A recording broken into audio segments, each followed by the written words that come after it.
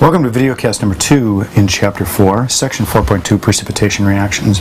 In our first videocast, we looked at strong, weak, and non-electrolytes. Electrolytes, remember, are substances that, when dissolved in water, conduct electricity.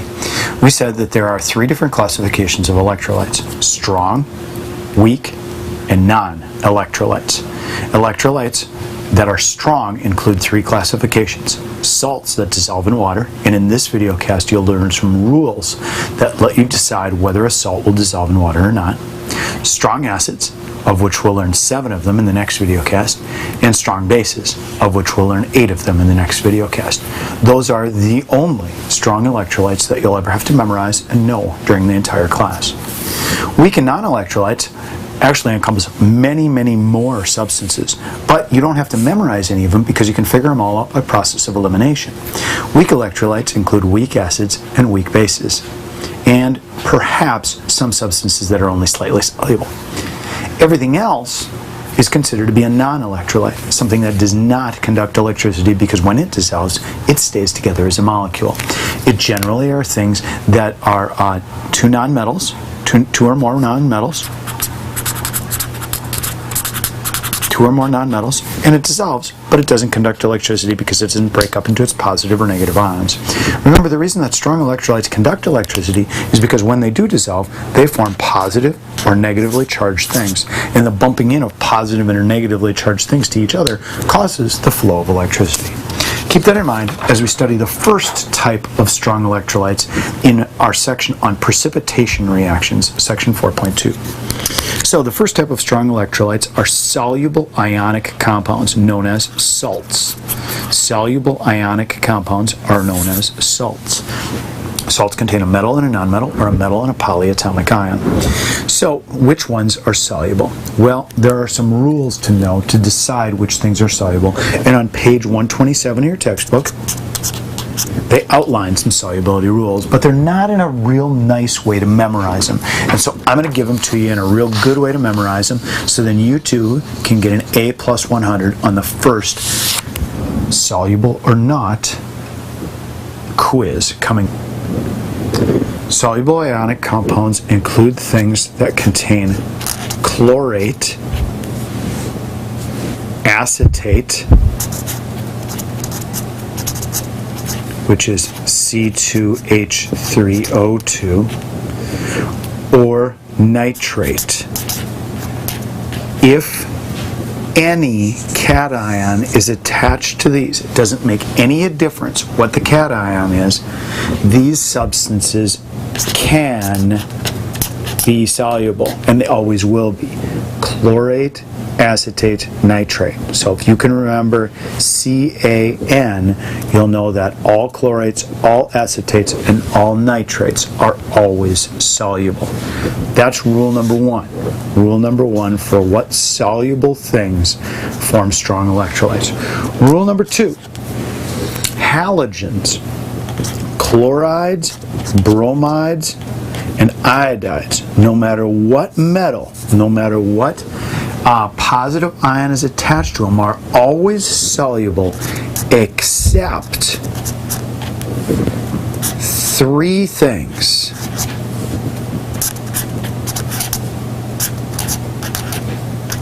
Happen, H-A-P, to not be soluble. So if you can remember HAP, which includes mercury, silver, and lead, all chlorides, bromides, and iodides are soluble except for HAP. Except for HAP, because those 3 happen to not be soluble. So if you can remember CAN and HAP, now you know that chlorides, acetates, and nitrates are always soluble, even with silver, mercury, and lead up here. But the chlorides, bromides, and iodides are always soluble except for mercury, silver, and lead, because those happen to not be soluble. Rule number 3, sulfates. All sulfates are soluble. All sulfates are soluble except for, once again, HAP. But I'm going to write it a different way because there's 2 others that are also not soluble. So I'm going to write it like this: PbHG Ag, barium, and strontium. They are the Pbs, P-H-A-B-S. So if you remember, all sulfates are soluble except for Pbs, P-H-A-B-S, and you know that stands for lead, mercury, silver, barium, and strontium. You are golden, because now you know all kinds of rules about solubility. You know that all chlorides, acetates, and nitrates are always soluble. You know that all chlorides, bromides, and iodides are always soluble except for 3 that happen to not be soluble. And you also know that all sulfates are soluble except for Pbs, lead, mercury, silver, barium, and strontium. Those are the only ones that happen to not be soluble. Rule number 4 is easy to remember because all of these things are soluble and they happen to be the cations. Notice I did the anions first. These are all negative ions right here: chloride, bromide, and iodide, chlorate, nitrate, acetate, and sulfate. The cations that are always soluble are the group 1 ions and ammonia. And if you forgot what the group 1 ions are, or if you forgot what the group 1 salts are, you can look on your periodic table. It's lithium, sodium, potassium, rubidium, and cesium. Any of those are always soluble. Hydrogen also is always soluble if it's the first letter in any formula. But group 1s and ammonium salts are always soluble. Remember, we're talking about soluble salts here, so it's always a metal and a non-metal, or a polyatomic ion with another polyatomic ion, or a polyatomic ion with a non-metal. So group 1s include lithium, sodium, potassium, rubidium, and cesium, and also ammonium. All of those ions, when they're combined with anything else, are always soluble. Now, there are rules that talk about other things. There are rules that talk about other things. As a matter of fact, if you look in your book, on page number 127, they'll give you a bunch of rules about carbonates. They'll give you rules about phosphates. They'll give you rules about hydroxides. They'll give you rules about sulfides. They'll give you rules about all kinds of stuff, chromates and things like that. But all you need to know is that these are not soluble with anything, except for the ones down below here. They're not soluble with anything except for with these group 1s and ammonia.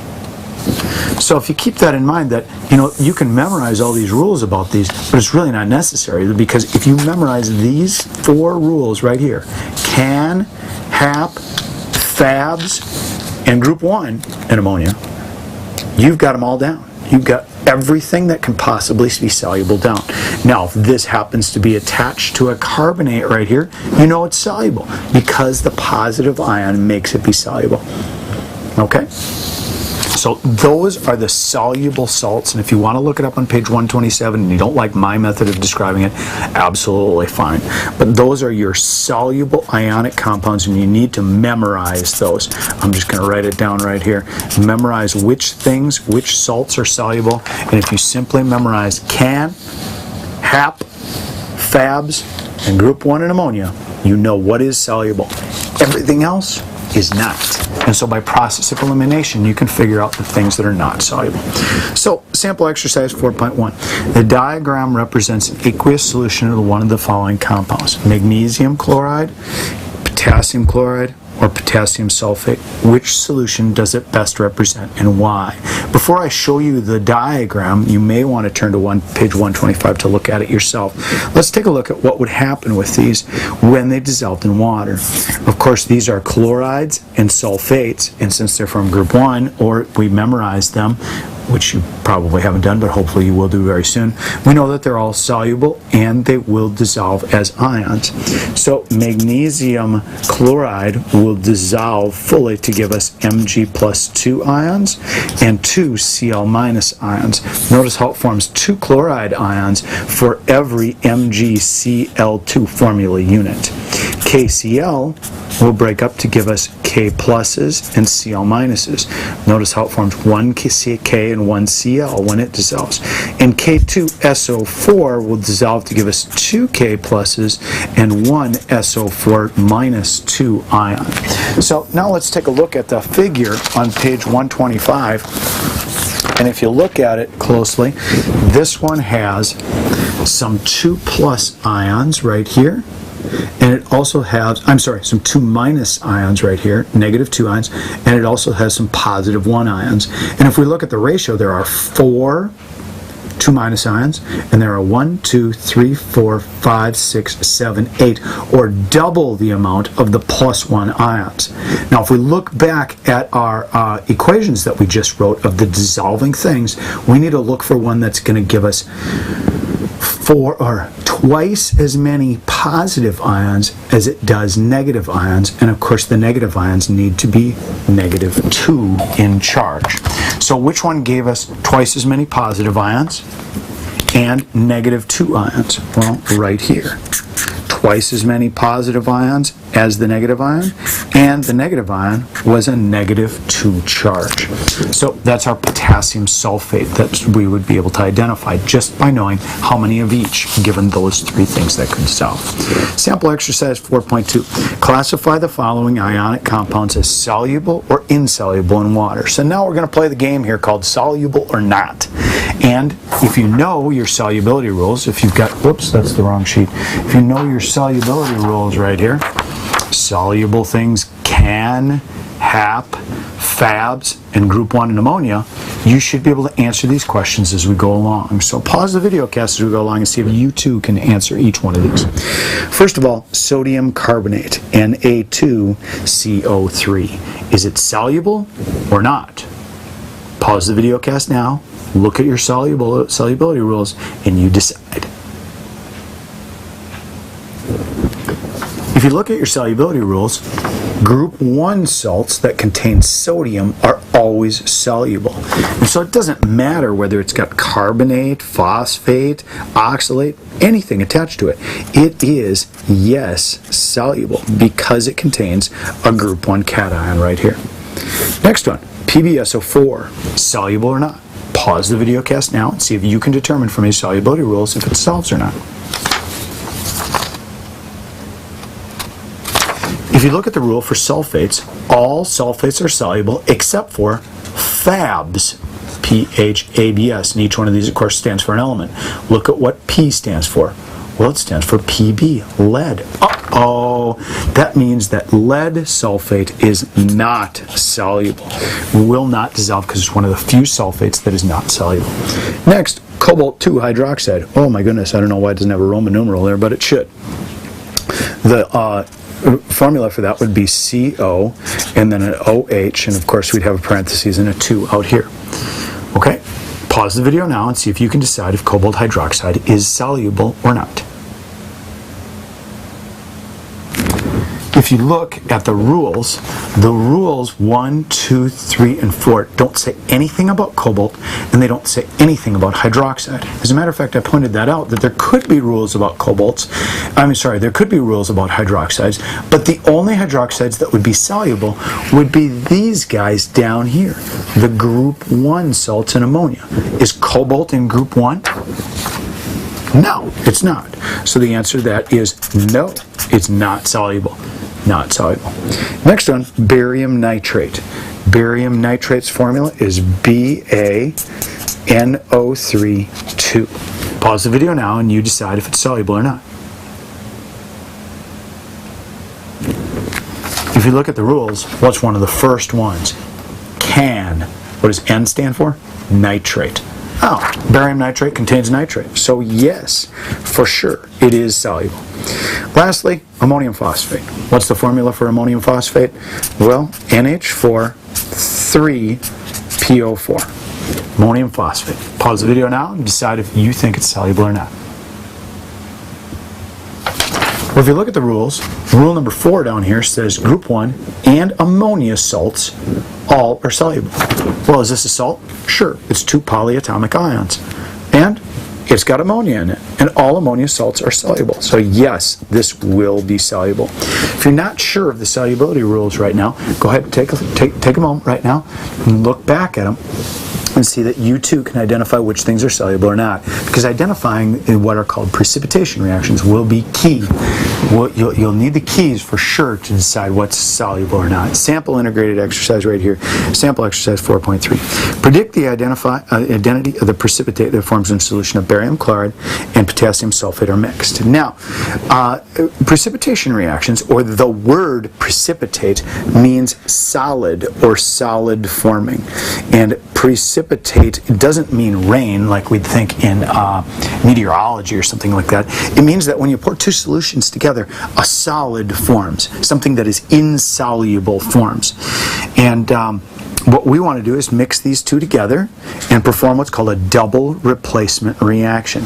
Now, in a double replacement reaction, we take barium and chlorine, or barium chloride, and mix it together with potassium and sulfate, and we're going to swap the two cations.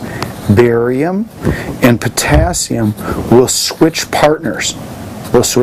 And barium will go with the sulfate, and potassium will go with the chloride. And don't worry about carrying along subscripts at all unless they're part of a polyatomic ion. And then when you get to the other side and you rewrite the formula, make sure you drop and swap the charges that you get from the periodic table. So barium will go together with sulfate. Notice I carried the 4 over here because it's part of the polyatomic ion sulfate. And if I look at the periodic table, barium comes from group 2. And so that means it's got a positive 2 charge. And sulfate, I memorized last chapter, or a couple chapters ago, is -2. So when I drop and swap the +2 and -2, they're going to cancel each other out.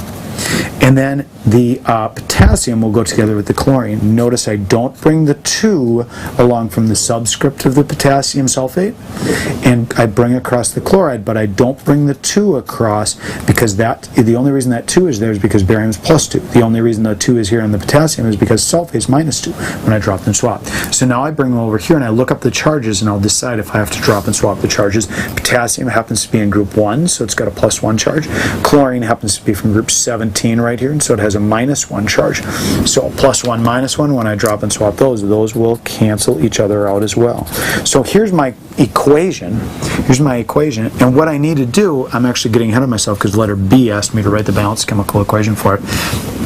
To balance this, of course, I need a 2 right here. I need to decide what is the solid or the precipitate that forms in this reaction. Well, I form 2 things, barium sulfate and potassium chloride. Let's look at potassium chloride first in our solubility rules. What does it say about potassium chloride? Well, first of all, I can look here. All chlorides are soluble except for HAP. Well, is potassium part of HAP? No, so it's soluble. The other way I could look at it if I wanted to is all group 1 things are soluble. It's got potassium in it, so no matter what it's connected to, it's going to be soluble. So this one is aqueous, so I'd put a small AQ down below it. And then barium sulfate, that has the sulfate rule going for it. And if I look, sulfates right here are all soluble except for FABs. What does B stand for? Oh, that stands for barium. Oh, that means barium sulfate is not going to be soluble, so that'll form a solid, so I'll put a small S down below it there, meaning that would be the precipitate in the reaction.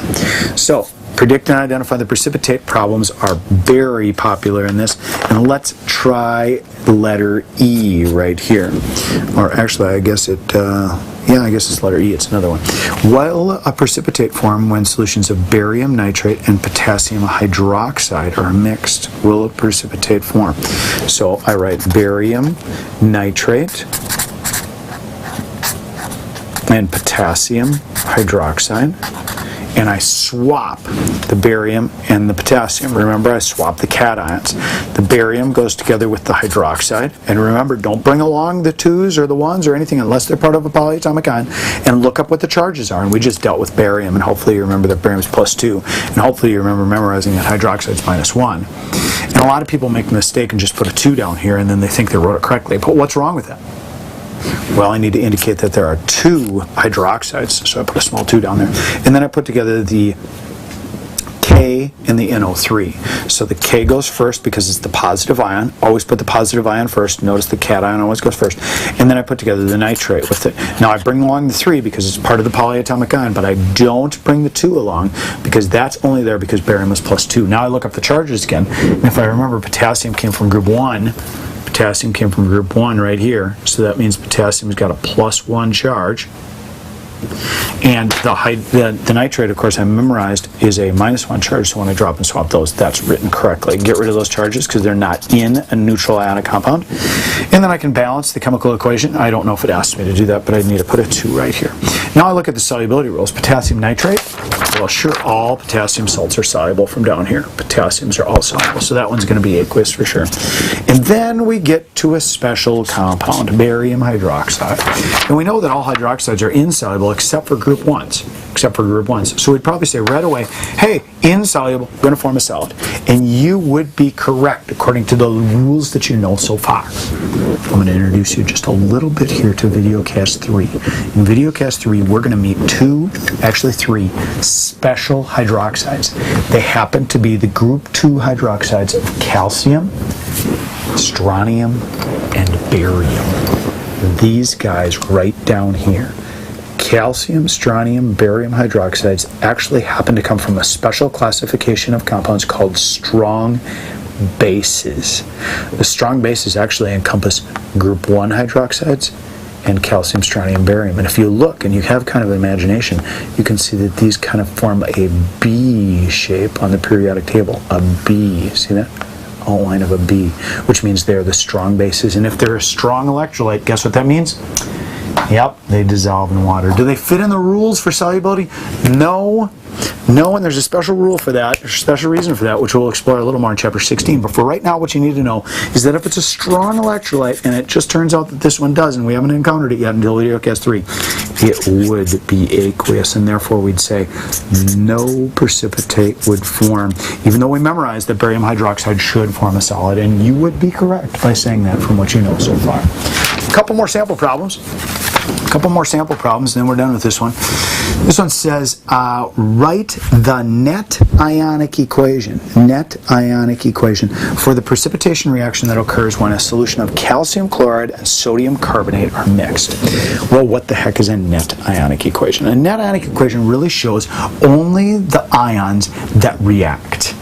And the way you get to a net ionic reaction or a net ionic equation is by first just writing the standard balanced chemical equation. So we're going to do that first, and then we'll take the things that are soluble, the things that dissolve in water, break it up into their ions, and we'll cross off anything that doesn't change from one side to the other. So 3 steps. Step number 1, write the balanced chemical equation the way we normally have done. So it says it's calcium chloride. Calcium chloride is CaCl2. Remember, calcium is +2, chloride's -1. So you have to drop and swap and get the 2 down there. If you're not real familiar with those, get your periodic table out right now so you know the charges. And then it's sodium carbonate, so Na2CO3. Carbonate, remember, has a -2 charge, and sodium has a +1 charge, so when you drop and swap those, that's what you get.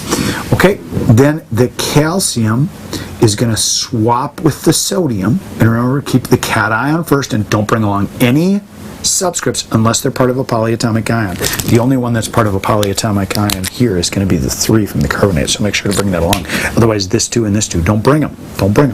So calcium's going to go together with the carbonate over here, and calcium's +2, carbonate's -2, so when I drop and swap, they stay just like that. And then the sodium's going to go together with the chlorine. Don't bring the 2s. You're tempted to, I know it, but don't bring them. Leave those 2s over here. Sodium's +1 because it's in group 1. Chlorine's -1 because it's in group 17. If you forgot that, here it is for you. Sodium right here, group 1, +1 charge, is a metal. Chlorine way over here, group 17, -1 charge, non-metal. Metal and non-metal make a salt. Okay, that's part 1. Now, before we can finish with that, we not only have to balance it by putting a 2 right here, but we need to decide what is soluble and what is not. What is soluble and what is not. Now notice they say right here, solution of calcium chloride and solution of sodium carbonate. So we know these 2 are aqueous already. On the right hand side though, we got to look up calcium carbonate. Well, weren't any rules about carbonates. I alluded to that over here and told you, hey, carbonates, there's no rules for them. The only way they're going to be soluble is if they're with a group 1 or ammonia. Group 1 or ammonia. Is this group 1 or ammonia? No. Solid. Calcium carbonate actually is limestone. Yeah, that doesn't dissolve real well, you're right. And then sodium chloride. Yeah, all sodium salts are soluble. All chlorides are soluble, so this one's going to be aqueous right here. Okay, that's step 1 in writing the net ionic equation. Step number 2 looks confusing, but it's not. If you've done everything right in step 1, step 2 is actually a breeze. Step 2 is actually a breeze. Because now what you do, if you've balanced the equation right and identified the aqueous and the solid things correctly, now all you do is you take the soluble aqueous things and split them up into their ions. In other words, give them their charges. So you take the calcium right here and split it apart from the chlorine. And you write Ca and give it its charge, positive 2. And you split the chloride off from it and you indicate how many there are. There's 2 chloride ions. So don't forget to take this little 2 here and put it out in front.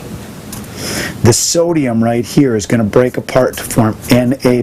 Don't forget to say that there are 2 of them because there's a little 2 right here and put that 2 out in front.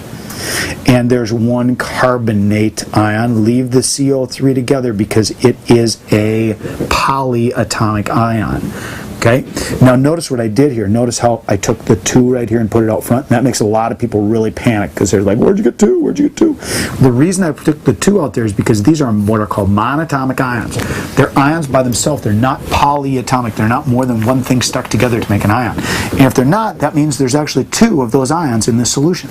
There's 2 of those ions in solution. But there's only 1 of this carbonate ion because remember, it's more than 1 ion stuck together to make it polyatomic. That's what the prefix poly means.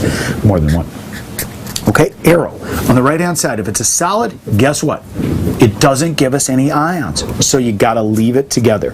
And you just write CaCO3, and you can put the little solid there if you want. Or you can just leave it without it too. It doesn't matter as long as you stick it together. And then lastly, these guys are aqueous as well. And if you got a coefficient in front, carry that coefficient and distribute it through to each thing. Distribute it through to each thing. So you write it as 2 Na positive ions and 2 Cl minus ions. Notice how I took the coefficient and distributed it, and then over here I took the subscript and stuck it out front.